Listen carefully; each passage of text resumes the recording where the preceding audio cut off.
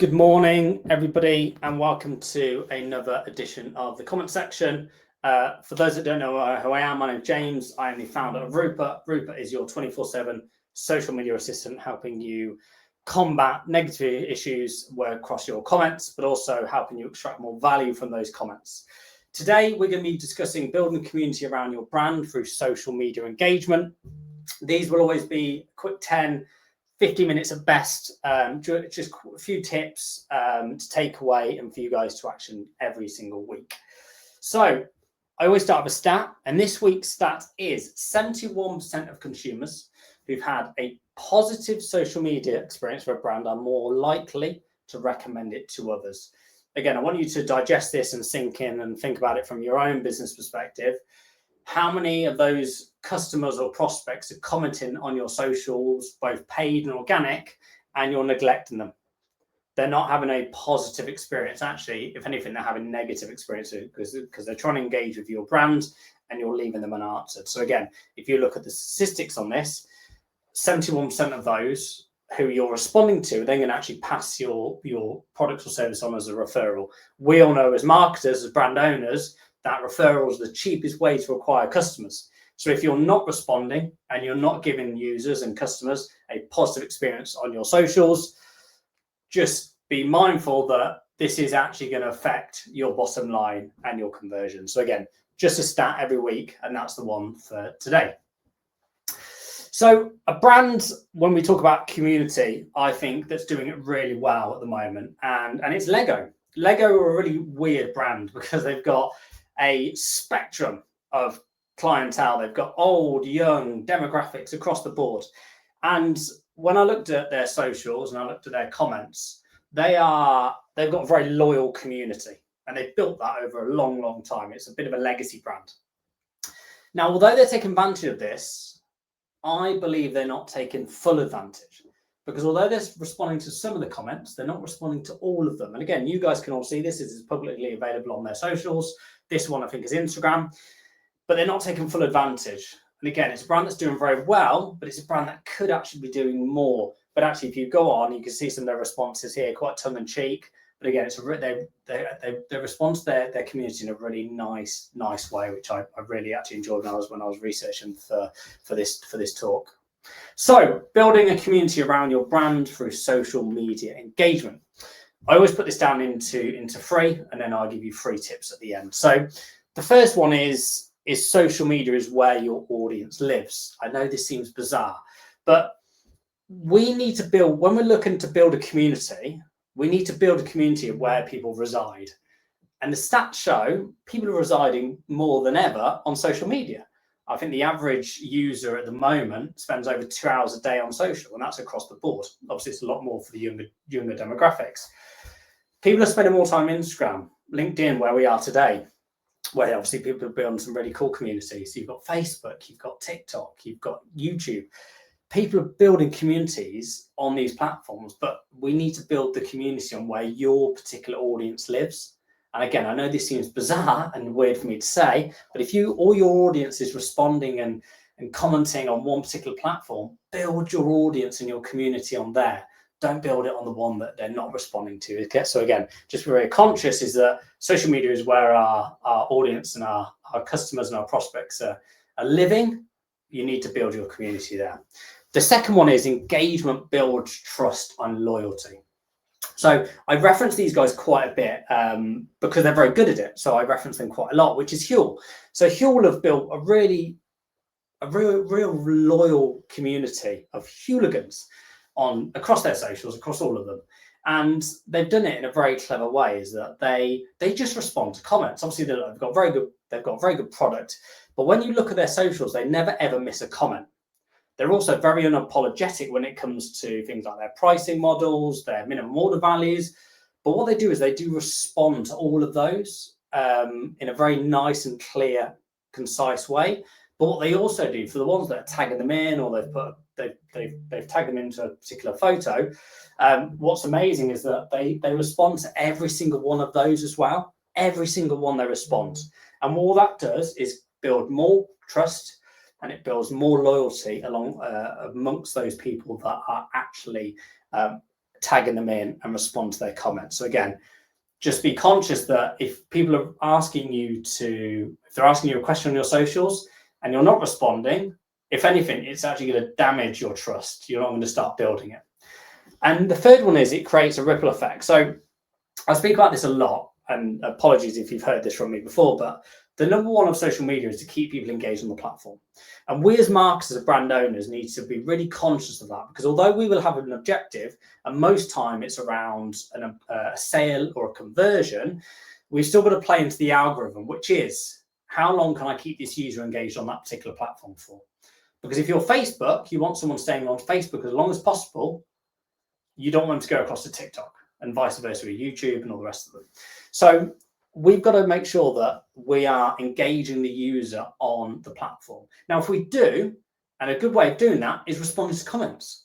You know, a good example of this might be someone says, oh, I really like that bathroom. You could respond back going, oh, what part of the bathroom do you like? Do you like the taps? Do you like the basin? Whatever it may be. But again, you're creating a conversation, which means they're going to come back on and then reply to that, which is exactly what we want to do. Now, what happens for that in terms of the ripple effect is you get two things will happen. You'll get free reach. So from an organic perspective, the algorithm, the dreaded algorithm, will put your content out even further, which is what I call free reach. If it's paid, your CPMs will decrease. So if you're running a lot of paid media and advertising on, let's say, Meta, your CPM will decrease. But obviously, if it decreases, what it means is your conversion, your cost per sale will also decrease. So again, that's the ripple effect. But we've got to be very conscious of that number one rule. We've got to always stick to that all the time. Now, a brand that actually isn't doing this, frustratingly, is Gymshark Lifting Club.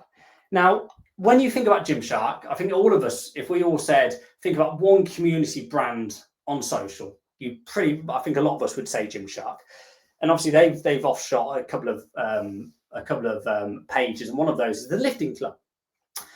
I went on here expecting them to respond to all their comments, and they don't respond to many at all. They could do so much more when it comes to their comment section. And granted, they get a lot of them, but as the size of the Gymshark are, they should be able to have something in place to be able to deal with these comments.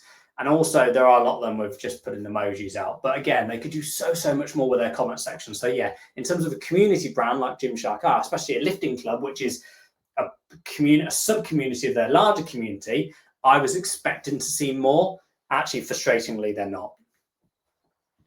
So how do we all do this? So we're going to go through now the secret to fostering loyal followers by actively engaging with your audience. And again, what I'd love to know is if any of you go away and try these and let me know how you get on. So again, these are the top tips you can take away and you can start implementing in your business as of later today. So the first one is the free comment rule. For every free comments you receive, at least one of those will become a buyer at some point. So when you're neglecting your comments, you are missing out on sales. It might be that someone's not in market today, but they've had a negative experience, they've not responded, and they're not going to come back and purchase from you.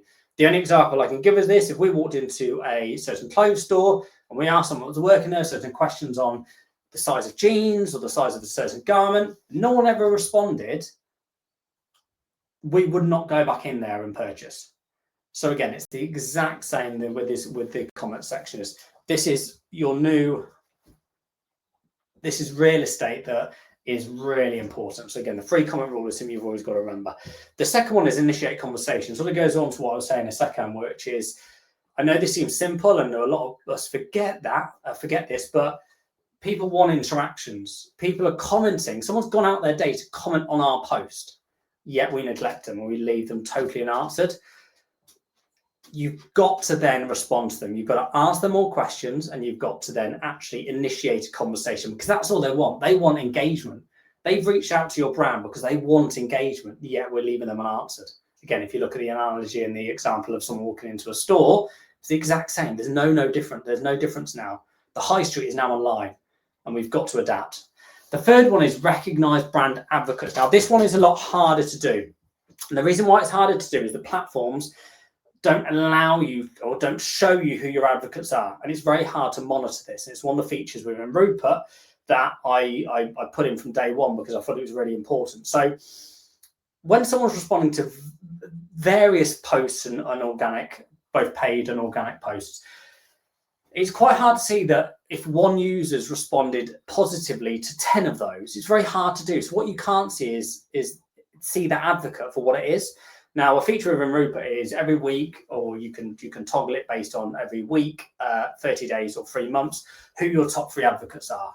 And what I'd recommend is, if you're not using Rupert, or there's another way you can do it, is reach out to these advocates, thank them for being an advocate, maybe send them some free stuff. That's going to go so far when you're looking to build a community.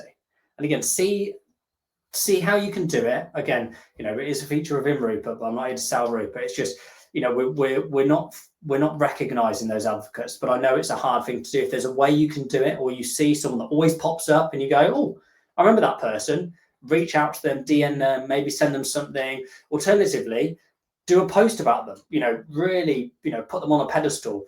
That's how you're building a community. And again, people like Shaw do that really well, because they'll obviously repost their pictures of, before and after photos of their fitness journey, and they do it very, very well. So if you can, recognize those brand advocates, but I do understand it is quite tricky to do. Just one last brand that I think have built a community and they've done it in a fantastic way is Ryanair. Now, you might say to me, what do you mean they've built a community? I'm obsessed with their socials. I think they're absolutely fantastic. I love the banter, the tongue-in-cheek tonality. I absolutely love it. And their comment section is brilliant. And they do respond. They don't respond to all of them, but they do respond to some. Ryanair provide a service which is a cheap flight to a destination where we want to go. Although people moan about, various issues with Ryanair, they've absolutely ran with it, and their socials, for me, are killer. So although it's not a community as such, I would say they actually have built a community, because someone like myself really likes engaging with their content. Although I don't comment, I'm engaging because I'm watching or reading, watching their videos or reading their ads, or their comments. So again, that's a brand that you could look at and go, okay, how can I replicate this? But they've got a very unique tone. So it might not be something you could do, but in terms of building a community, I think they've done it really, really well. So there you go, less than 50 minutes as always. If anyone has any questions, please type away. I've got my iPad here because I'm more professional. So if you have any questions for me, please type them in. While you're typing in, or if anyone is typing in, our next session, as always, will be next Wednesday at 11 a.m. And we're going to be discussing protecting your brand from trolls and spam. This is a real issue, especially when you look at, a lot of the negativity that goes on. A few football clubs use Rupert, and there's a lot of really negative stuff that goes on around those clubs, but also some of our e-commerce brands that are in the health and wellness space. They also get a lot of quite negative comments, and also spam is a massive issue, and bots across social sphere. So we'll be running through that next week. There's no questions as always, of course there's not, but thank you all for listening, and hope to see you guys next week.